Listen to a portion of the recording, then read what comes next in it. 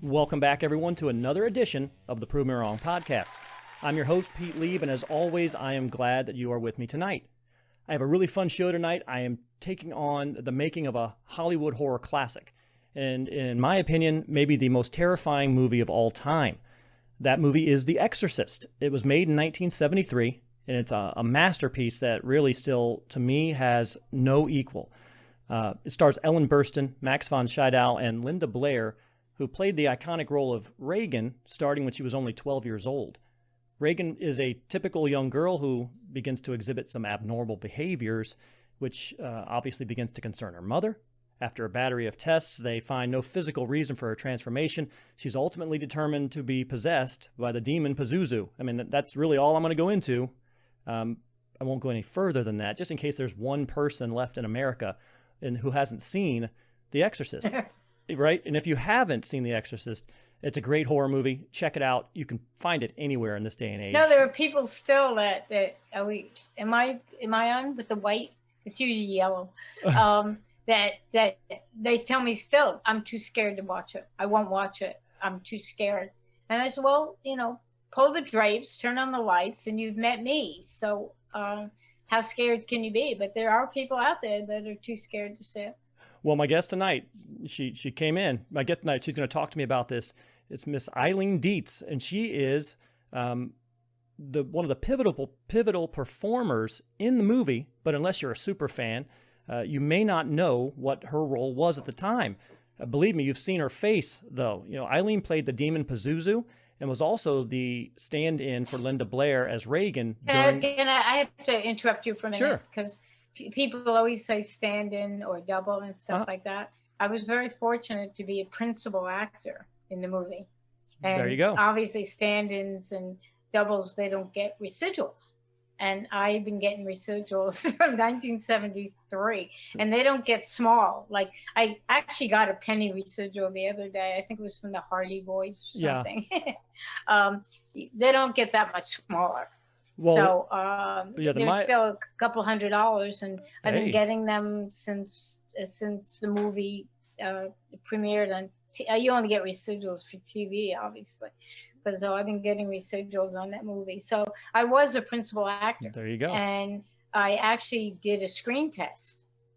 I auditioned for it 3 times. It's all in my book.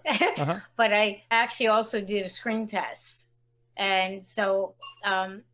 But you're not wrong. A lot of people feel the way you do. I just educate people. No, I agree. At a time. I appreciate that. The irony is that if the casting notice had come out, and a great deal of my life, I mean, I work all the time now, but still, The Exorcist is an incredible part of my life. Mm-hmm. That if it was a double or a stand-in or a stunt double, I never would have done the movie, and my whole life would have been different. Well, again, most people don't realize, and by the way, you can find more about Eileen on eileendietz.com. You can find her book as well. Her book is called Exorcising My Demons, An Actress's Journey to the Exorcist and Beyond. And if you are watching on the video right now, I do have a copy of the book cover online as well, so you can see, and she's holding it up also. Got great pictures. There you go. But you can find her there. There's pictures all the way through it. But can you back up just a moment for me and just kind of tell me a little bit about your history before we dive real deep into the movie? And how did you get started in show business? I didn't show off my hat. I'll show it later. Your Pazuzu hat. Again, a lot of this you can read in my book if you'd like to buy it. And by the way, having discovered that most people don't read anymore, I am making an audio book, and it should be out, I don't know, 3 or 4 months, something like that. Okay. I finally found somebody who will help me do it. I did. Actually, it was funny. I did a voiceover for him for his project. And while he was here, I said, hey, you want to read my book? Would you be interested in doing this? And he read my book, and he said, yeah, I'd love to. So we are gonna come out with an audio book. But to answer your question, I just wanted to be an actress ever since I was 7 years old. I can remember 7, and my mother took us to see Peter Pan on Broadway because I grew up in New York City. And I just remember sitting there thinking, if I jump on the stage, I can be one of the little lost boys and I can be an actress. And then I realized if I missed the stage, I'd be in trouble. So I never did. But I've just always wanted to be an actress. And when I was 12, I didn't get much support from my parents. My father was in the modeling business, and he knew what was going on with photographers sleeping with models and stuff like that. So I got very little support from them. But it's what I wanted to do. And you know, I just did it, and eventually I got my first job, which was I don't know. First, I sent out pictures to summer stock companies, you know, just little Kodak pictures. Yeah. And I got hired, but my parents wouldn't let me go because they didn't trust them. Yeah, Were you just? I was like 17. Was your original goal just to be a stage performer, or did you always want to be on television? I never differentiated. I just wanted to just act. In general, just wanted to entertain people in general. Yeah, but then I did do summer stock when I was a little bit more grown up, and my parents were right. It was my Me Too incident. He brought me all the way to Michigan from New York because he wanted to do dirty things with me, and I wouldn't do it, so he fired me. You know. Yeah. First, he had me room with a little girl who was gay, and then I slept in the theater on the stage, which is really weird. But I got my union card. So the guy who helped me write the book, his name is Dan Loubier. He wrote it so beautiful. I was going home to New York. What was I going to tell everybody? This was my break. I was a star and all these, and all I ended up doing was being in Camelot and playing a little boy in red tights going, I intend to be a knight of the round table. That's all I ever did. But I got my union card. And he said it didn't quite happen that way, but he said I was sitting on a bus and I looked down at my hand and there was my union card. I was a professional actress. So that's really what happened. And I just, as they say, walked the streets. At that time, you could walk into offices. You could have several agents submitting you. So it almost became like, you know, a 10 to 5 job of just meeting people, being in the right place. And then I did a play called Ontological Proof of My Existence by an author named Joyce Carol Oates, who really only wrote about wrestling, pretty famous, but she wrote a prologue. And so I got cast in that. And as things would have it, there were 2 agents there, and they called me the next day and they said, would you like to audition for a film called The Exorcist? And they're looking for someone who's small and who's strong and who could act. And you said you went through 3 auditions. What were the auditions like? Well, they were improvisations. Okay. They never came from a script. So she said, the first time I met her, she said, take this book home and read it, and then come back and do an improv for me. So, of course, I went home and devoured the book. Yeah. Wow, this is amazing, because the book is even better than the movie. Yeah. And I came back, and this is on my book, too, but I went to the library, and I got books. Remember libraries? Absolutely. I remember. I got books on wild animals, because it was the only thing I could figure that was close to a demon.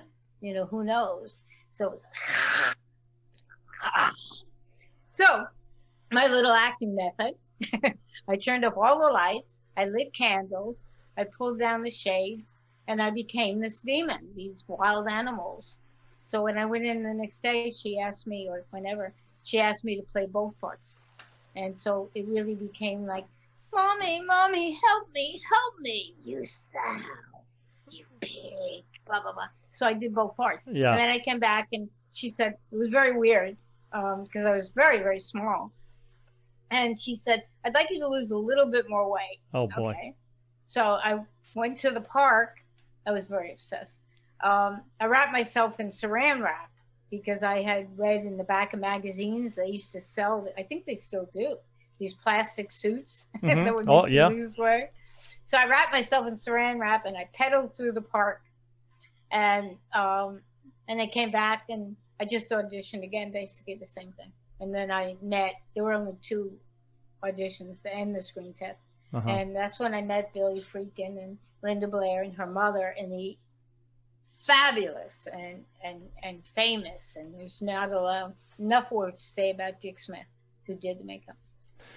So when you first came in, then they were expecting you to be both parts, or did you come in originally thinking that it was just the demon? I was originally only hired to do the masturbation scene. Oh. Because she was too young. Right.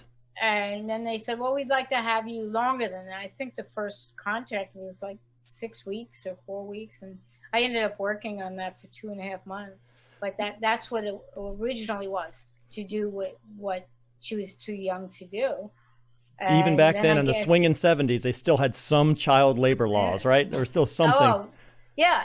She probably could have, if they shot the movie now, and they better not ever reboot it. Oh, jeez. They actresses would do that.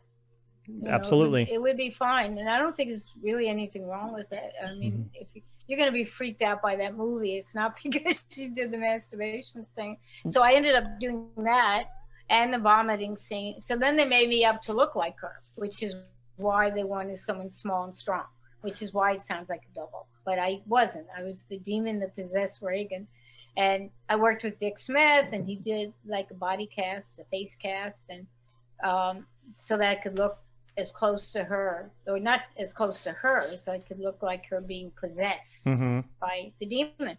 And so I ended up doing that, the death scene at the end, the levitation scenes. I did all the fun stuff, the vomiting scene, and I did all the fun stuff. And then somehow, I give you long answers. No, that's okay. That's okay. Every now and then I may jump in. It's like double dutch. I'm trying to determine, okay, when am I jumping in? But I remember double dutch. Yeah, absolutely. That Pazuzu, which has become the total icon of the whole film. In fact, there was something from some horror, something that was just on Facebook that I put on my page, that was the 10 most horrifying movies ever. And they chose to use Pazuzu. They didn't do Linda. They didn't do any of that. They just chose Pazuzu. So that photo has become the icon of the entire movie. And Warner Brothers uses it all the time.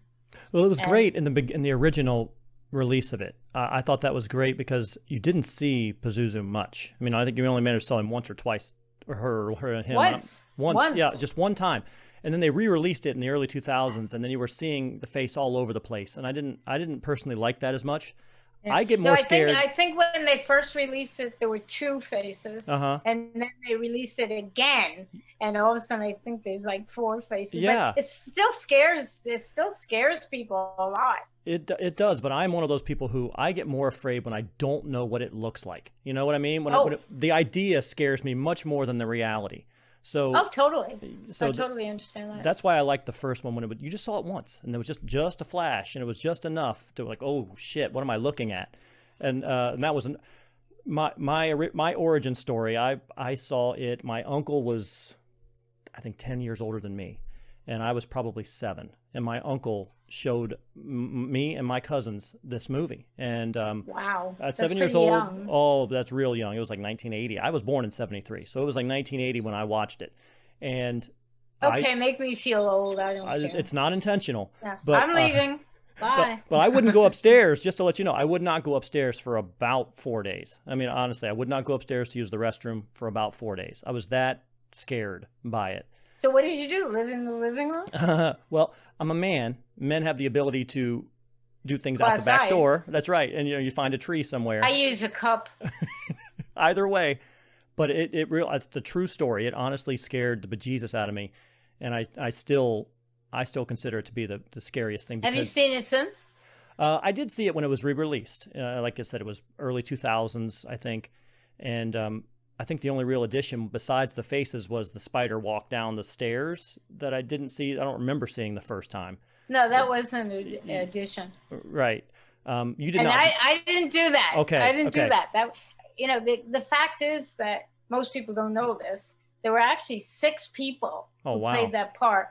And the magic of the film, and why I totally believe they would have won the Oscar, except that horror films don't win Oscars. Yeah. And I think that they would have won more is they tried to tell everybody that Linda Blair did everything.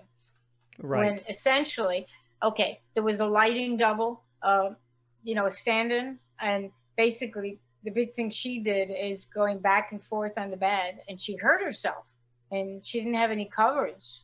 But anyway, so there was her. There was the stunt double, which they did have. They had Mercedes McCambridge, who of course did the voice, all the voices. Mm-hmm. There was Linda Blair. There was me, and the girl who did the spider walk. And I thought the magic of that movie is they made it all one, so nobody knew. Right. I mean, my manager had to introduce me to the world before I started doing horror conventions. It was so brilliant, and it was so conceived. And they should have gone out there and said, hey, guys, 6 people did this part, and you didn't know it. And they said, oh, no, it'll be scarier if you think Linda did it all. Right. Scarier to whom? The only people that really cared about that stuff were people in Hollywood or people in New York, right? I mean, nobody even looks at the credits. So that's what I think to this day, that they made a huge mistake, and that's what they should have done. And honestly, the nice thing about that is with the makeup as well, and with the fact that her face, you weren't trying to look like her because she was disfigured by the time that she was possessed. You could just get a good close approximation of what her face looked like and that face looked like, and then that's what you meant by you could really get away with it. You could get away with having several people doing the same role but I did see there were some scenes when Regan didn't look exactly the same in some scenes. And so that's when because I didn't know for a long time that there were other people doing the role. I was with everybody else. And then when I found that out, it's like, okay, now you can kind of see where there are scenes or other places where there was someone else doing it. Wow, that's very perceptive of you, because most people did not know that, and to this day don't know that. It's very, very different when I do horror conventions. Yeah. Like it was like, oh, I didn't know anybody else. I thought she did everything. But now people really know who I am. Yeah. So once in a while I'll get somebody like that. Well, but that's very perceptive of you. You are the first person in all the 50 horror conventions I've done or whatever that ever brought that up. Oh, really? Yeah. Oh, well, okay. That's great. Well, let me ask you this. We talked about that makeup, and you mentioned the makeup artist. What was that whole process like? I know you said they made some bodysuits. What process was that on a daily basis? Did you have to get in makeup every day, or? Yeah, and there were a lot of days. It was 3.5 hours wow. to put all the prosthetics. Not the demon. That was only done one day. That was just done the last day of the whole shoot, and they only did that one day. But when I was playing the demon that possessed Regan, it was a 3.5 hour makeup job. And what they would do, you guys got to read my book. Absolutely, that's what this is all about. They put televisions in the back so that you could look in the mirror and watch TV while they were doing the makeup. Of course, it was backwards. And Linda always wanted to watch Lucille Ball, and I wanted to watch the news. It was 3.5 days. I was just going to say, did the makeup, because as time went on, she deteriorated and kept deteriorating. So did your makeup also, did they do that where your makeup also deteriorated over time? But it wasn't a big deterioration if you watch it again. Yeah. It was very, very subtle. It really wasn't that different. When the scratches appeared, obviously. It was really about the scratches and some bulking around here. But I thought that's what the genius of Dick Smith was. And I don't know if it was the genius of Billy Friedkin. I have feelings about that. But that they went through all these makeup tests, right? With big eyebrows and nose, things and fangs and stuff like that. And they whittled it down until it became someone that you could identify with. It's eminently believable. Eminently believable. You think, what would somebody look like if they were just beating themselves up physically? They weren't eating properly. They weren't bathing properly. They weren't doing the proper hygiene. It was completely a believable look. And honestly, I think it would have lost some of that credibility if it had been, if she had transformed into fangs and, you know. Oh, no. I think it just would have been another horror film. Yeah, and a good horror film. But I think the genius of the movie was that parents were terrified. Oh, they were going to open a door and they were going to see their kid, which was, like you said, was recognizable enough that it was their kid. Yes. Deteriorating. And the kids, as you know, became terrified that they were going to be possessed. And I think that's what made it the classic it is today. Well, just to digress for a second. Yeah, go ahead. That's my opinion about all acting and all characters that you portray. You have to find the humanity in them. You know, even if it's hateful, they don't think they're hateful. They think they're doing great work. Yeah. You know, whether it's Anthony Hopkins in Silence of the Lambs, or even people like Hitler felt like he was taking over the world. That was a good thing. But especially in film or theater too, that if you can't identify with what's going on in that film on some level, you can hate them, obviously, you can love them, you can fear them, but if you're just bored with them, for me, there's no movie. And as an actress, you got to find that stuff. And unfortunately, that's why I think there's a really big difference between horror and thrillers today. Right now, horror is a lot of blood and people getting pulled apart and no characterization and no plot and no ending. But thrillers have a beginning, middle, and ending, characters that you know and identify with. And typical horror movies jump right to the monster, right to somebody being ripped apart, and it does lose something. You're absolutely right. And I every now and then I love watching movies, and I do have podcasts where we talk about our favorite movies, you know, it's different genres. And we did have a horror movie with just newer horror movies, things that we thought in the last 10 years that had any hope at all of being a future classic. And I watched this movie called Hereditary, and I don't know if you've seen Hereditary. I've seen Hereditary. And that was, to me, was what you were talking about for the first 35 minutes. They were just building this family, building the story. And Toni Collette was so believable as she was losing her mind. It was amazing to me. And so you weren't sure as a watcher, is this real or is she just losing her mind? Until the very end when you realized, oh shit, no, it's real. You know, this is really happening. And then you were scared out of your mind. It was incredible the way they built that. And I love that because you didn't know. And again, even with The Exorcist at the beginning of the movie, you didn't know. She was going off. She was getting doctor appointments. She was having different things done with neurologically and trying to determine if she was just in the book sick. You never know. Yeah, exactly. In the book, if you guys go out and read the book, you can get it on Amazon, obviously. I have an autographed copy from Bill Blatty, so there. I become friends with people I work with, except for Billy Regan, but Dick Smith and I became friends. Well, we agree with each other. Oh, yeah, for sure. How much do you want to talk? How much can you talk? I was going to ask you about your working with Billy Freakin and how you felt about that and how that worked with you. Are you comfortable even talking about it? Not really. There were definite challenges. You know, there were definite challenges, and it was the crew that, you know, particularly Owen Rosman, who was the cinematographer and director, who really, to me, kept that movie together. As well, obviously the editing was just phenomenal. Yeah. But sometimes he'd want to shoot. We shot everything twice or three times. That's why the movie took 14 months. We used to bet on people's birthdays, you know, to see if we'd still be shooting. And on a film, you really want to, you know, particularly the crew. I mean, the office staff, they want to move on. And it kept going on and on and on. I was offered a Broadway play. They wouldn't let me do it. But anyway, everything was shot 2 or 3 times, and Owen would go, that's not going to fit together. And some of those... It's not going to happen. And he shot it anyway. So. And some of the conditions there, right? I mean, it was incredibly cold a lot of the time. The conditions working and were not that great to be spending that much time. Is that right?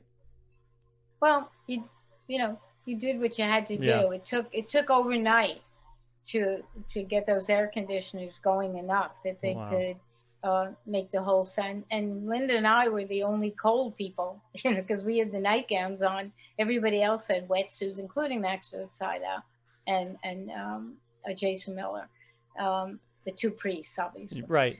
They had wetsuits on. Don't you wish that? Isn't that the one thing that you wish that the new technology? Because now they could add your breath in post-production now, right? I mean, they could just make that breath look incredibly real. You don't necessarily have to be that cold.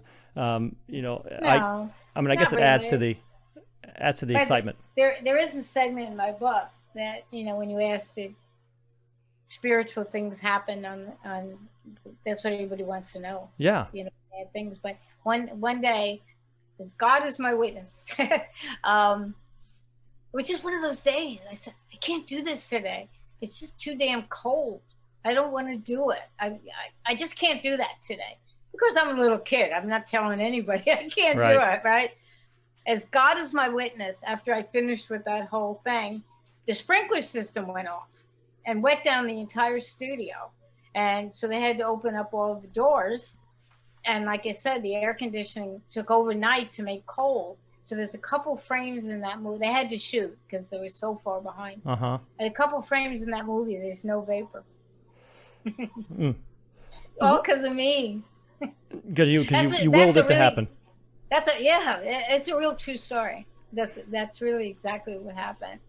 Other than that, though, did you feel there have been stories about people feeling that the production was cursed? People had certain issues that happened or paranormal things that went on. Did you feel anything like that other than the sprinklers? Or is it a thing of what we're doing right now kind of gets into your brain and seeps into your mind and you start making things up in your brain? There's a couple answers to that question. Okay. I know people want to hear a lot of times that it was paranormal and there were spooky stuff, but as far as I was concerned, I was an actress doing a part. Yeah. But I did on the way to the studio. And I wasn't religious, but I was very, very spiritual, like I am now, even back then. And I said, this is a movie. If anybody's out there or anything, this is a movie. This is acting. This is not real. And then Billy freaking had a priest come down and bless the set. Oh, see, okay. So he comes down and has a priest. You think that was more for the impression of it, the visual of it? Here, I'm going to have the priest come down and bless the set because what we're doing is so you said spooky. It, not me. Yeah. It's really just to kind of get people in the right headspace, right? Some people do that, don't they? They kind of play games with you, play mental games with you to get you. Well, we all know the stories when he slapped the homeless guy to get him to cry. No, I didn't know that. Yeah, remember the homeless guy at the end? He slapped him a couple times to get him. Billy didn't. I don't know about the scenes I wasn't in, obviously, but there was the one scene where they see the demon for the first time, giving away my whole book. When they see the demon for the first time, Billy shot off a gun. And the first reaction, of course, was, like, holy shit. Not for me, but for everybody else. And they were all coming in the door. Kitty Wynn and Ellen and I think it was a psychiatrist. I don't think it was a priest. They're all coming in the door. Well, the second time he shot off the gun, it was kind of like, what was that? The third time he was like, gun shooting off. Yeah, exactly. You only get that initial reaction once, right? After that, you get the idea. Now you know he's going to do something silly. And he did something else for the actors, but I'm not going to tell you that. You have to read my book. There, exactly. We're going to hold some stuff back, right? Exactly. So, but I mean, there's a lot of stories. Kitty Wynn got cast in to do the Glass Menagerie, which they were shooting in London, and she begged them to let her go, and it was the end of the shoot. She begged them to let her go, and they said, "Okay, we'll rehearse in New York, but we have to shoot in London," and they wouldn't let her go, and so she never did that. I mean, that's a coup. I mean, and the mom was played by, and I'm not going to remember her name, but I'll think of it. the actress who always spoke in English, married to Spencer Tracy. You mean Regan's mother? The actress. Ellen Burstyn? No. This is a totally different actress. Okay. Who played the mom in Glass Menagerie. And that her name went out of my head, but she was married to. She's very, very famous. What do you mean? She did a Katharine movie Hepburn? called. Yes. Hey, yeah. There you go. You said Spencer Tracy is how I connected that. It wasn't the Glass Menagerie. You said she was married to Spencer Tracy. I got you. But then somehow she did Glass Menagerie, and they wanted Kitty, and they wouldn't let her do it, and they wouldn't let me do my Broadway show. So when the movie actually, well, let me ask you this: what was your relationship with Linda? Did you really have a relationship with her? I mean, you were definitely. Well, her mom used to follow me around. Her mom used to follow me around the set all the time, trying to figure out what I was doing. But I mean, Linda was so young. We used to play games. We did have a relationship, not outside the studio, but we played games and puzzles, and there's a lot of waiting around on the set. So we did have that relationship. And as the movie went on, did you, I mean, I don't know because I'm not an actor, but do you get a sense when you are working on something as you're going through it that this is going to be awesome? Or do you not know anything until you see a screening after? Absolutely no idea. No idea whatsoever. On any project that I played on. Yeah. And they, kind of like when I did Halloween 2 for Rob Zombie. Uh-huh. We all thought that was going to be great because it was Rob Zombie in Halloween 2. It just didn't work. Is it a matter of the editing that happens after the fact, do you think? I mean, what is the difference between being an actress and working on something on The Exorcist, being an actress working on something and Halloween 2 comes out? It's all the same. Yeah. That's all the same. When you hope, I mean, I'm still hoping, like, I've done so many indie films. I just did 6 during the pandemic. Wow. We're all safe. You either had to get tested before you went on set. I did a movie that wasn't horror because 95% of what I do is horror.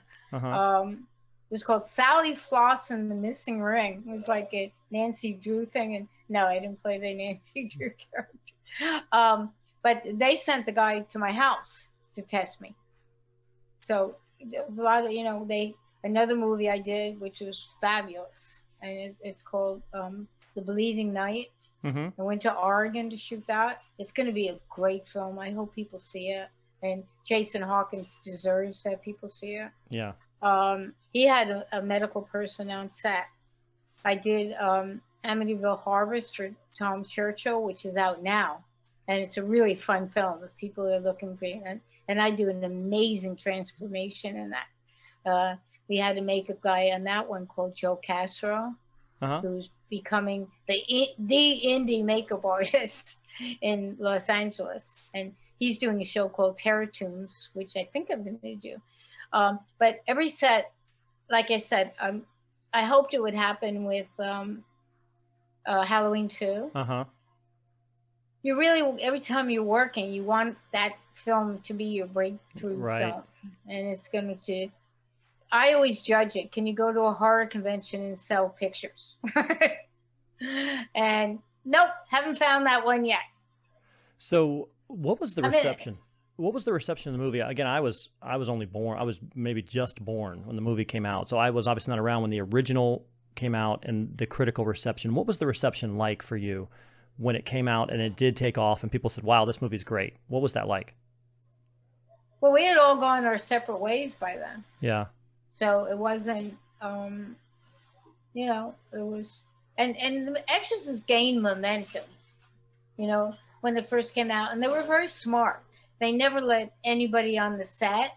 It was a closed set. Mm-hmm. It was probably one of the first closed set there ever was. And then they wouldn't let people into the movie theater until the show was starting so that they could photograph all these people waiting in line. And then, of course, they reported. Hype. Yeah. They reported people throwing up in the aisles and running out of the theater. That might be true because I did this wonderful little short film. Actually, I did it for a high school. And it was one of the best sets I've ever been on.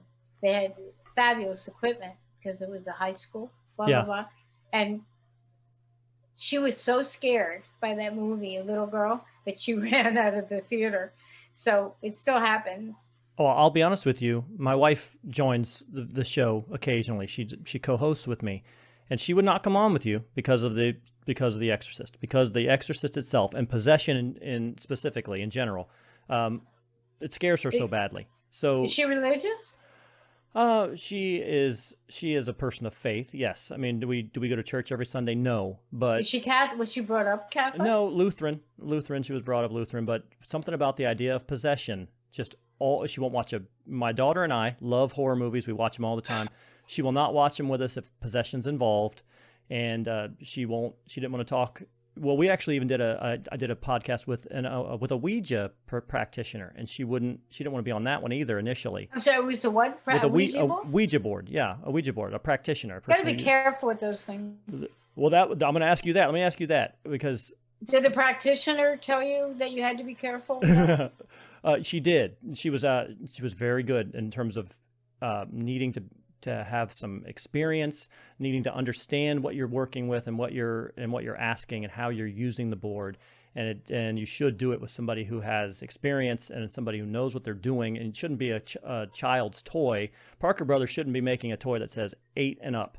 8 years old should not be appropriate to open a portal to hell. I'm sorry, it shouldn't. So maybe if you don't believe it, then it's safer. My daughter thinks that. My daughter's like, well, if I don't believe I'm going to get possessed. How old is she? My daughter's 18. Yeah. So we just had that conversation too, when she asked me, if I don't believe it, is it really true? I was like, I don't know if that matters, but it's a good idea. But I can tell you another great story. Sure. I'm full of stories. Go ahead. It's okay. I was working in another movie. They changed the name. The Cabin of Dr. Mrs. whatever it was. And we were shooting up in Big Bear. And, it's outside of California. And, it's in California, but it's outside of Los Angeles. It's going great. All the producers and people on the film all worked for camera houses. So you walked on set, and all this huge camera equipment and dollies and things that looked like a radio studio set. And everything was going great. And I was playing an apparition from the 70s with a bad eye. It was all great. And then they had a scene where she was supposed to throw a Ouija board into the fireplace. And no one talked to me about that. So the first thing that happened is, I think when you throw something in a fireplace, you back up. I have a fireplace. Yeah. She didn't back up. So her hair caught on fire. And they did have fire extinguishers, and they took care of that. But by the time they took care of all that, we finished shooting, we wrapped. The next day, or that night, it snowed so horribly bad. All the trucks were covered, the cars were troubled. Nobody could even get to the set. And so they had to cancel it. And they spent all their money getting all this equipment down the hill. Because I'm telling you, it was a massive group of equipment. And they gave me the Ouija board because it was custom made. And I just framed it. I used to sell them, custom made ones, not the cardboard ones. They actually came to my house and they said, we can't get this movie going again. Do you mind if we take the Ouija board back and throw it in the ocean? With like an incantation on it. Yeah. And he said, I don't know if we got to do it. So can we have it back? And I said, of course. They gave it back. 6 months later, they were going to shoot it, and there was a fire in the canyons. And they finally shot it, and they changed the name. They practically changed the plot. I went from being an apparition to a goddess of the Ouija board and stuff like that. But I think it all happened because they threw the Ouija board into the fireplace. It's one of those things that seems so odd that it can't possibly be true. And but to their point, they're like, but we don't know for sure, so we're just going to throw it in the ocean. And everybody I talked to outside of the lady who is a practitioner, everybody had the same reaction you did. Oh, you got to be careful with that. Everybody had the same that I did. I'm like, I'm not getting near it. So there's got to be something. And that movie, The Exorcist, really kind of revolves around that, right? She used the Ouija board to Well, you know where the summon Captain Pazuzu. Howdy came from, don't you? Do you know where the name Captain Howdy came from? Other than it just I will tell you. Go ahead. She's in the basement playing with the Ouija board, and her mother hears her talking. And said, what are you talking about? And she said, I'm going to imitate Linda. Oh, I'm talking to Captain Howdy. And he says, what? And she says, yeah, Captain Howdy. And she's playing with the board, and that's where Pazuzu / Captain Howdy came from.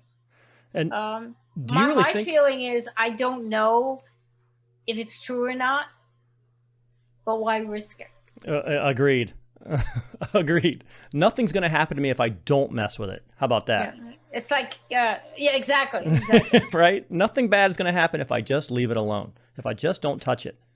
Yeah, and people have come up to me at shows, and I've signed their Ouija boards for them. Well, do you feel, I mean, I know the Ouija boards were around before that, but I think that movie had an enormous impact on the perception of the Ouija board going forward. And now you never see, if you see a Ouija board in a movie, it's always a terrible thing. Something bad is going to happen. The Ouija board never tells you that you're going to win money. It's always a portal and something comes through. In the movies or for real? Well, in the movies specifically. So they really push that, and I think it happened with The Exorcist. I think The Exorcist started that entire process. It's you made me, some friends of mine made a movie a long time ago. Uh-huh. Not that long ago, like 10 years ago. It was called Unleashed. And it was, God, that's another story. But that was about the origin of the Ouija boards. And one of my manager, Chris Rose, clients was in it. So they brought us all up to Canada, and we all watched that movie. But it was all about the origin of the Ouija board. Which I think I'll see it again, so I can remember that. I don't have it, but I bet I can find it someplace. And then I gave them a gift. They were down in LA because they were going to make this movie with Malcolm McDowell, who's another client of my manager, Chris Rowe. Yeah. They were down here to see that, and I said, I'm going to give them a present because they were so nice to me. We flew to Canada in pods. And so the first thing that happened was I was wrapping the present on I'm looking over at my end table. Again, as God is my witness, I lost every photograph on my phone, and I didn't have them all backed up. I said, how did that happen? And I don't know, the Ouija board was sitting there, and then it got really sad. So I gave them the Ouija board as a present. They decided to make this movie with Malcolm, short story. They were going to shoot it in Scotland. And they paid all this money, and then Warner Brothers, I think it was, said, no, we don't want to be part of this movie. And I said to them, drop it. Yeah. If you don't, they said, but they spent so much money on permits and stuff. And I said, if you don't have Warner Brothers, just drop it. But they didn't. They went to Scotland. They went bankrupt, and the movie was never made. So was that because I gave them the Ouija board? The moral of the story is leave the damn Ouija boards alone. Just leave them alone. Nothing good happens. So let me ask you this. How ultimately do you think that if it had not been for The Exorcist, I mean, you've mentioned that you've done a lot of those horror type movies throughout the years.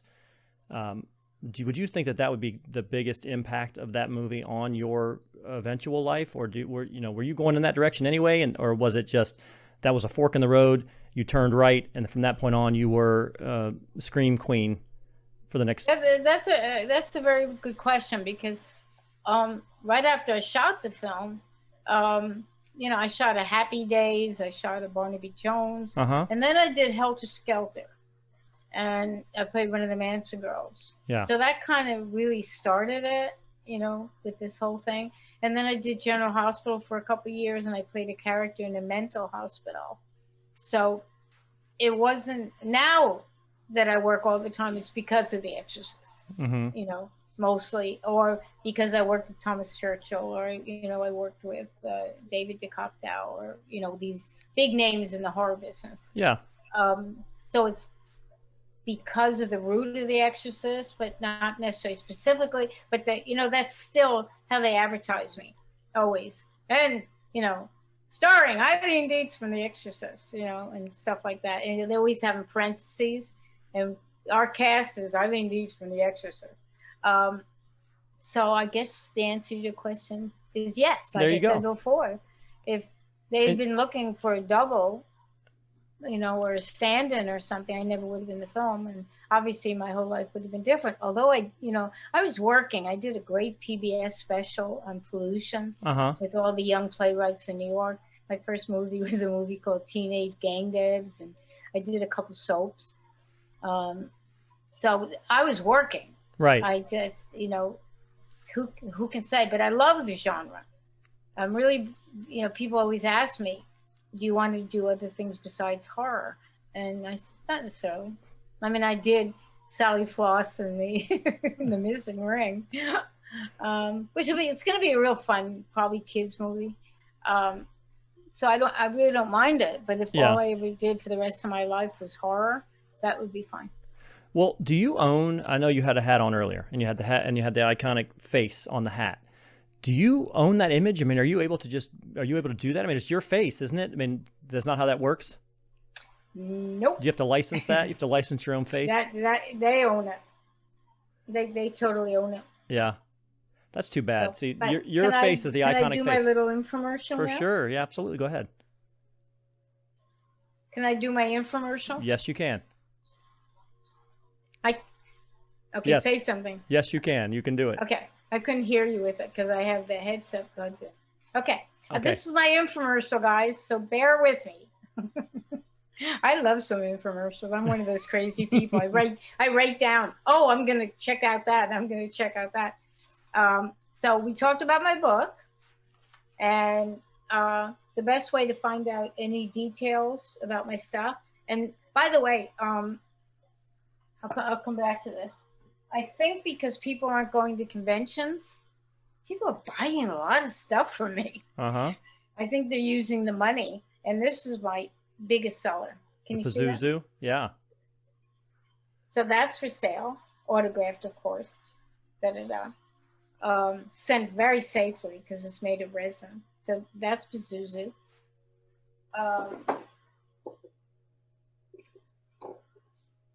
That's a little Pazuzu head, which is what they find at the beginning of the movie. Right. And this is a replica of the original head they found. It's totally accurate. So that goes with that. And it comes in a plastic case. It's actually one of those plastic cases that hold baseball cards. Yeah. And then I have the original script, not the original script. I have a copy of the original script, and I have Captain Howdy's green pea soup and the beanie. And if you want to find out about any of this stuff, like you said, you can go to my webpage, which is eileendietz.com, but you can't order off of it. You have to go, the best way is to go to my Facebook page and chat with me. And it's, again, it's just Eileen Dietz. But I'm warning you, me and Pazuzu are warning you. Don't go chat with me unless you're serious about buying something. Okay. You know, don't chat with me and I've gotten that. I got to talk to Eileen Dietz, but I never had the intention of buying anything. So, but if you don't have Facebook, you can email me at eileen@eileendietz.com, and I'm really bad on Instagram. And so then you typically will do trade shows as well, but they're just not happening right now. How often? Yeah, well, they're happening with some people. I'm not going. Okay, just because of the pandemic, you want to make sure you're safe. Yeah, and you know, some people don't care or they're not worried about it, and you know, so be it, because they're having what they call pop-up conventions, which are only one day. I don't know how that makes it any better. It only takes 1 minute. Yeah, sure. Yeah, there's no difference. And you know, people that are still saying it's not that bad. Yeah, right. You know, you've seen someone dying for COVID, and it's just horrendous. So, like I told you before, I've shot 6 films since the summer. It's the only thing I've done. My husband and I have been on lockdown for a year now. And the only thing we did is, I told my husband, we're like old people. we go to the grocery store, we go to the drugstore, and I go to the post office. You know, like older people, they always go to the doctors too. How do they film you when you're locked down like that? How did you create these movies? Oh no, I went out. That's when I went out. Okay. I flew to Oregon. Okay. And there was absolutely nobody for the Bleeding Dark. There was nobody on the plane. There were 13 people on the plane at that time, and Wow. they upgraded me, so I was totally safe. I don't fly. Yeah. I was supposed to go to Texas to shoot a film, and I canceled that because it wasn't direct to go to Dallas. You had to go through like Denver or someplace like that. I'm not doing that. I'm not getting on the train. So I was very, very careful.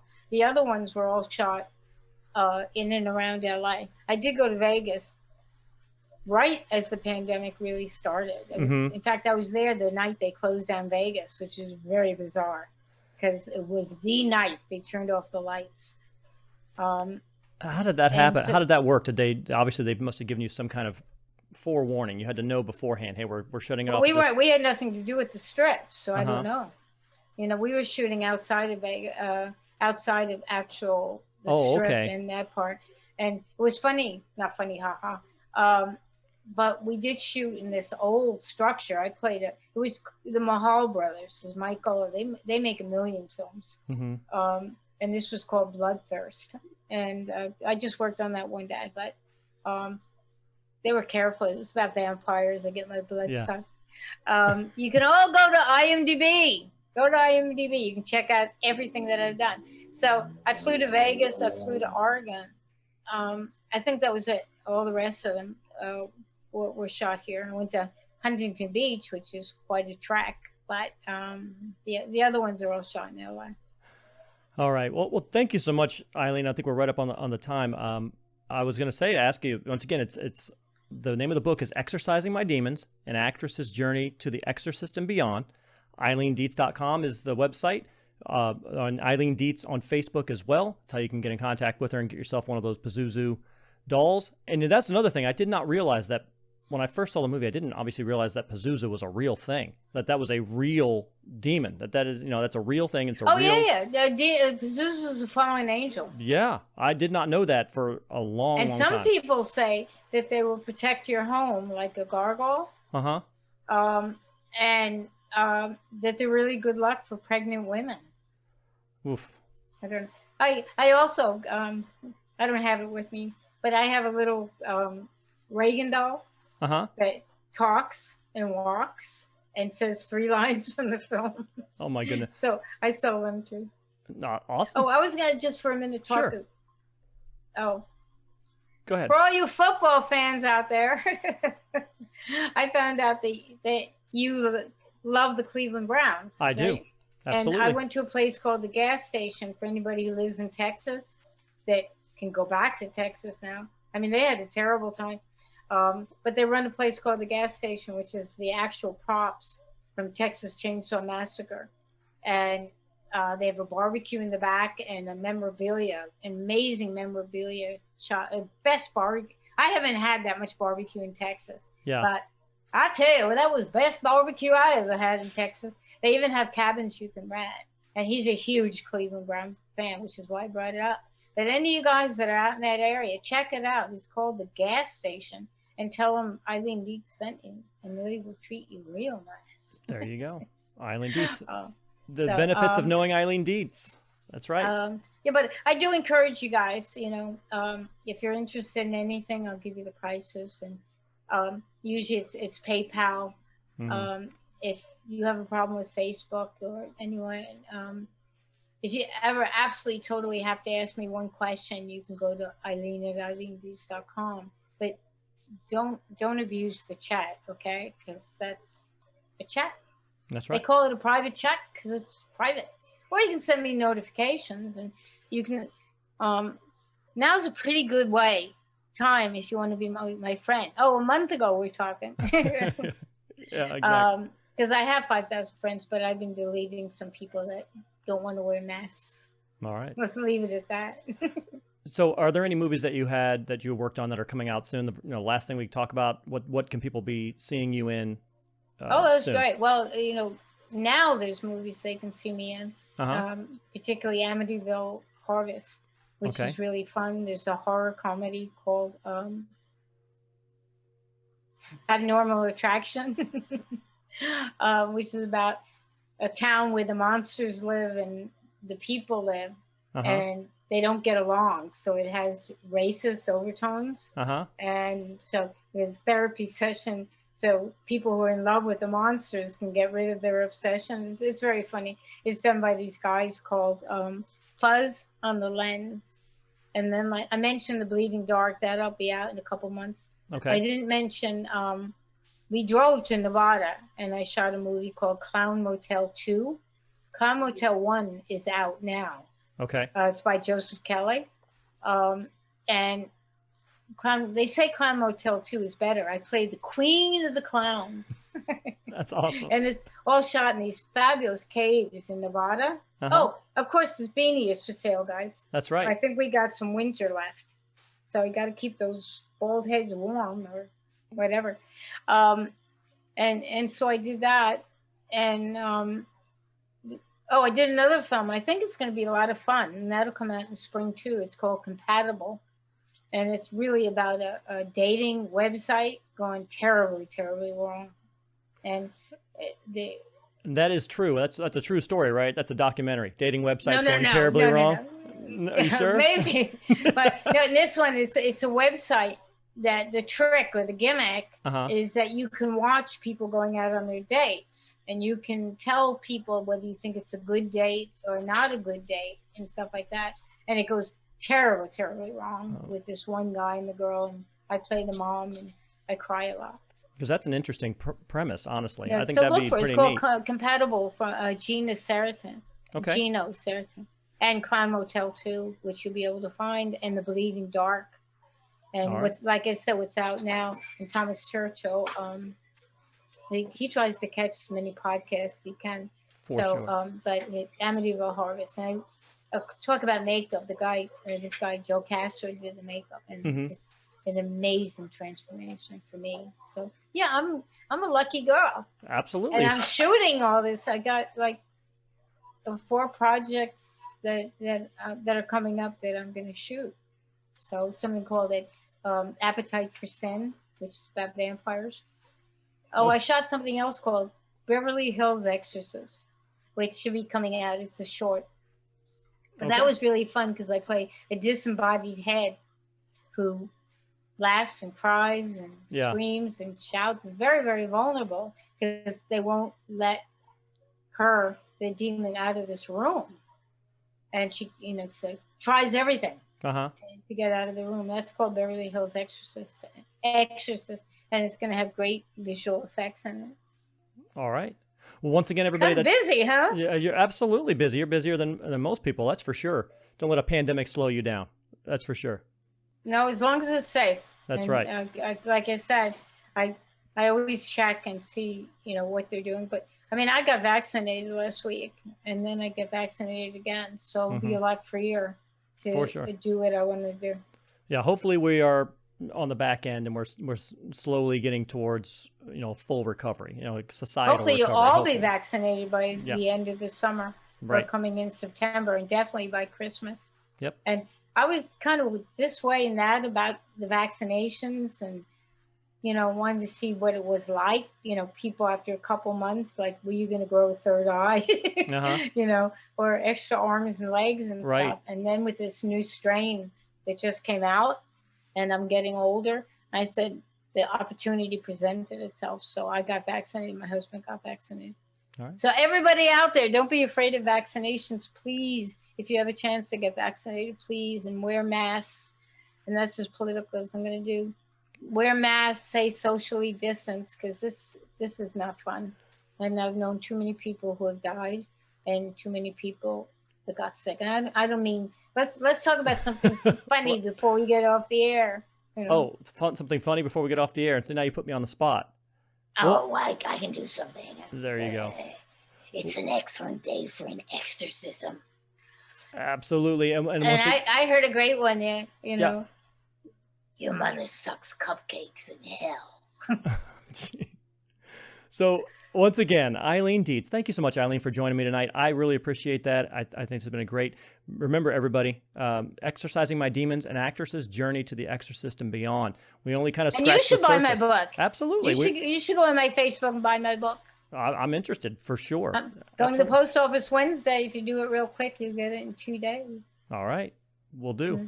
Thank you so much. I appreciate it, and you have a good evening. Thank you so much for having me. I really enjoyed it. I hope I didn't talk too much. I hope I was funny and stuff. Absolutely. Like that. You're a winner. Okay, Thank you. all you guys out there, get in touch with me. Bye. Bye. All right. So that was Eileen Dietz. She was the principal actor, one of the principal actors of the character Regan in The Exorcist. And again, I still, to this day, I will say it is, if not the scariest movie of all time, then at least one of the top 3 or 4 scariest movies of all time. I really can't think of one off the top of my head that isn't. It is interesting that there were 6 characters, 6 ladies who played the role of Regan. It was not just Linda Blair, and that is something that a lot of people may not know firsthand. You may think it was all Linda Blair, but if you look at certain scenes in the movie, you can definitely tell that, and I could always tell that the face looked different. I thought it was just some type of special effect at the time, but then I realized much later, within the last couple of years, that it was actually just someone else.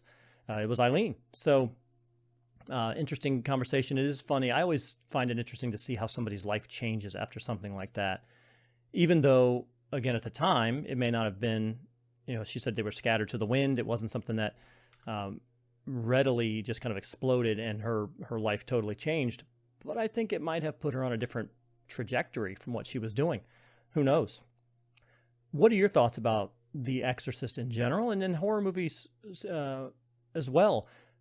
I personally love horror movies. I know my daughter Lauren and we watch them all the time. We have Horror Movie October, going right into Halloween. We watch a horror movie every night for the entire month of October.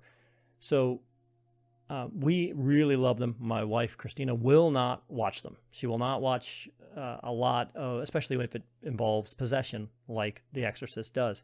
What are your favorite horror movies? You can contact us on our Gmail account. It's provemerongcast@gmail.com. You can also contact us through Facebook. It's Prove Me Wrong Podcast. Or if you're just looking for ways to listen to the podcast itself, we are on most every podcast platform that you can think of. Spotify, Stitcher, TuneIn, iTunes, SoundCloud, Podbean, really any app that you use to find podcasts, you can find the Prove Me Wrong podcast. You like and subscribe to the show, and you will be notified when a brand new episode is released. We typically release them once a week, and so, click the notification. You'll be notified when a brand new episode like this one releases. We also have a YouTube account and a Rumble account, so if you are interested in watching the video portion of what you heard tonight, if you're listening to this on the audio, there is a video. You can see Eileen and myself having our discussion. You get an idea of what the hat, she wore. She put a hat on that had a picture of Pazuzu on it, showed some of the memorabilia that she also sells through her website and through her Facebook page. You can watch that as well. YouTube.com/Prove Me Wrong or Rumble.com/Prove Me Wrong. And you can find the video that goes along with this audio. Also, if you like what we do here, you can support us on Patreon as well. We have a Patreon account. It's patreon.com/PMW podcast. It's right there on the screen right now as I'm speaking. And you can go online there and support the show and support what we do weekly. And with your support, you will be available to see other content that we don't actually have currently published right now on our podcast page. So you'll get some benefits for helping us out. So once again, that's patreon.com/PMW podcast. And before we go tonight, I did want to also say that our sponsor tonight is ZendoZones by J.T. Eaton. Let me find this one right here. There he is. They are shaped like fearless bug repellent tiki gods, right? So it's a tiki god. So let's surf and Stan, Hawaiian Howie, and Luau Lily bring the island to your backyard with ZendoZones citronella burners. ZendoZones uses natural 3% citronella candles and incense cones. See, this is the incense cone that I'm talking about right there. They are perfect for patios, decks, backyards, campsites, poolside, and more. You can enjoy the outdoors again. So they're available on Amazon.com and at select Ace Hardware stores. You can go ahead and find yours today. So like I mentioned before, you can find us on Rumble, on YouTube, on any podcast platform you want. Like and subscribe to the page. You'll be notified when a brand new episode releases, and you can be first in line to find yourself a brand new Prove Me Wrong podcast. So once again, for the show, for my guest tonight, Eileen Dietz, eileendietz.com. My name is Pete Lieb. This is the Prove Me Wrong podcast, and we will talk to you again soon.